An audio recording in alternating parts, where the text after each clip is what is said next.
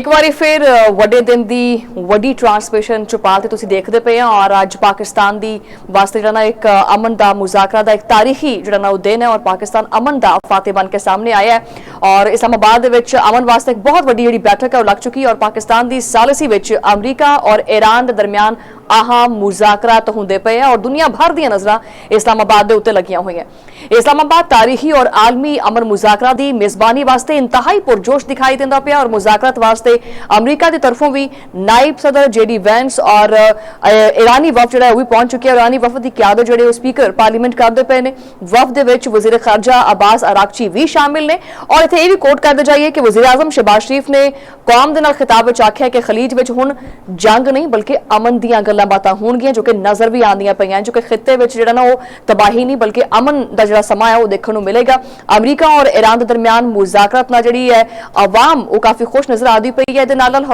पाकिस्तान की आवाम वास्ते भी बहुत सारी खुशखबरियां हैगियां लेकिन एक बार फिर कोट करते जाइए कि इस वक्त जो ना वो अमरीका का जो वफद है वो भी इस्लामाबाद पहुंच चुका है। जेडी वैंस जोड़े ने वो बड़ी एक पॉजिटिव बॉडी लैंग्वेज लेंदे हुए जो ना वो इस्लामाबाद जो पहुंच चुके हैं। ईरानी वफद जो है वो भी इस्लामाबाद जो ना मौजूद है और इस्लामाबाद का मंजरनामा बिल्कुल मुख्तलिफ नजर आता पाया है। वैसे भी इस्लामाबाद जो है वो मार्गला दी पहाड़ियां के करके वैसे बड़ा खुशनुमा जो एक इन्वायरमेंट होता है इस्लामाबाद का और ਜਿਹੜੇ मुज़ाकरात ने उन्होंने मुज़ाकरात ने इस्लामाबाद की फिजा को मजीद जो है ना वो अच्छा और बेहतर बना देता है। नेशनल और इंटरनेशनल मीडिया जो है ना इस वक्त इस्लामाबाद मौजूद है ताकि लम्हा ब लम्हा जो भी डिवेलपमेंट जो भी अपडेट हैगी है वो तो नाज़रीन को आगाह किया जाए। अच्छा एक चीज़ कोट करना इंतहाई जरूरी है कि ये सालिसी जी है ये सालिसी खिते दे विच बहुत सारे असरात जिहड़े ने मुरतब कर सकती है। आया कि आने वाले दिनों के विच ये असरात किदां दे हुंदे है पाकिस्तान दे किदां दे हुंदे है पूरी दुनिया के उत्ते और इहदे नाल नाल ईरान जिहड़ा है पूरे खिते वास्ते किस तरह की एक उभरती हुई ताकत बन के जो आएगा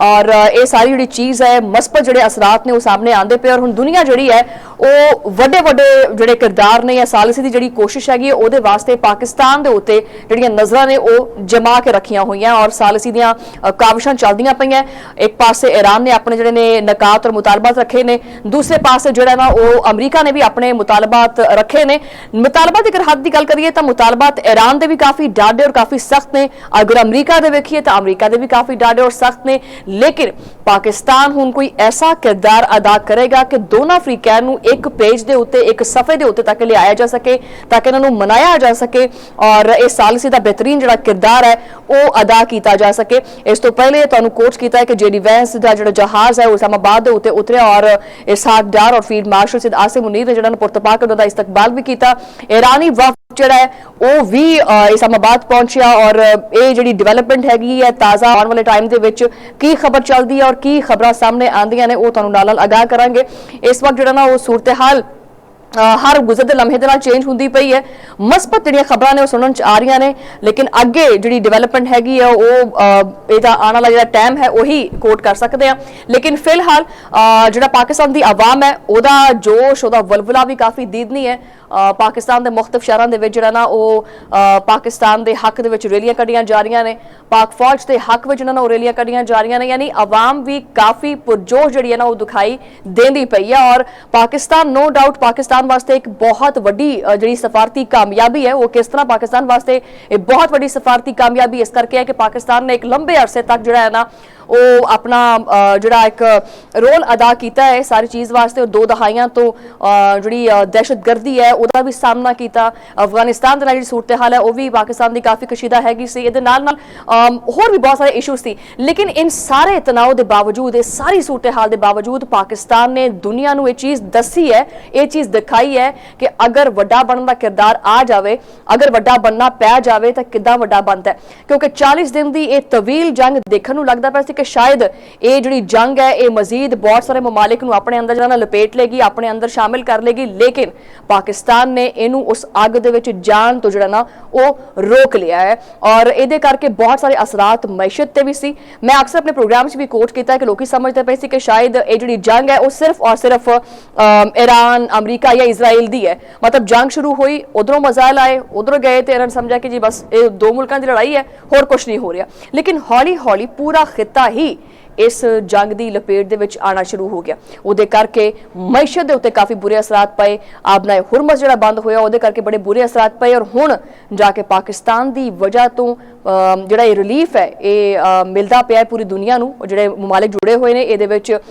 ਚਾਈਨਾ ਦਾ ਔਰ ਰਸ਼ੀਆ ਦਾ ਵੀ ਬੜਾ ਅਹਿਮ ਕਿਰਦਾਰ ਹੈ। ਅਗਰ ਇੱਥੇ ਇਹ ਚੀਜ਼ ਕਹੀ ਜਾਵੇ ਤਾਂ ਗਲਤ ਨਹੀਂ ਹੋਏਗੀ ਕਿ ਇਸ ਟਾਈਮ ਇੱਕ ਨਵਾਂ ਜਿਹੜਾ ਬਲੌਕ ਹੈ ਉਹ ਬਲੌਕ ਬਣਦਾ ਹੋਇਆ ਨਜ਼ਰ ਆ ਰਿਹਾ ਹੈ। ਇੱਕ ਨਵਾਂ ਵਰਲਡ ਆਰਡਰ ਜਿਹਨੂੰ ਕਹਿੰਦੇ ਆ वर्ल्ड ऑर्डर बनता हुआ नज़र आ रहा है। और नाल नाल जिहड़ा ना एक चीज़ ये भी है कि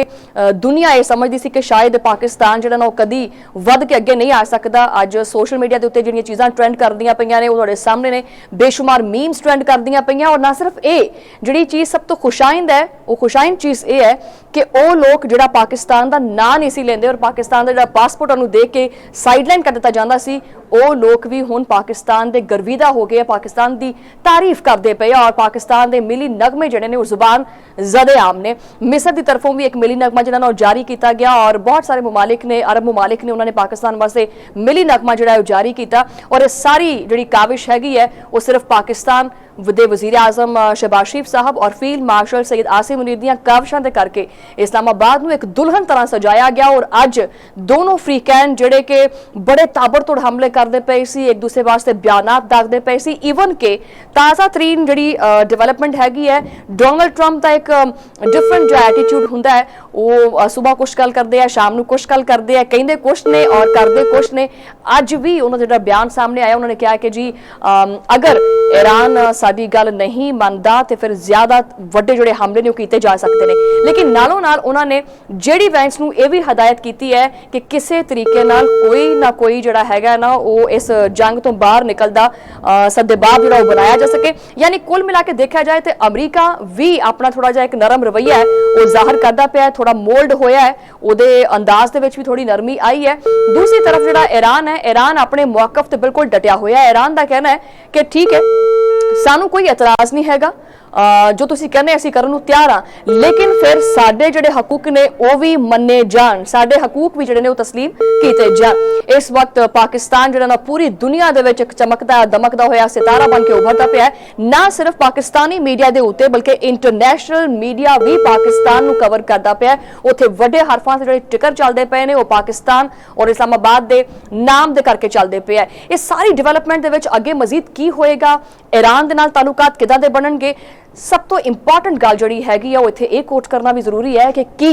इजराइल की ये सारी सूरत हाल दे विच राजी होएगा कि इस सारी जिहड़ी सालसी दी कोशिश हैगी है इहदे विच अमरीका ने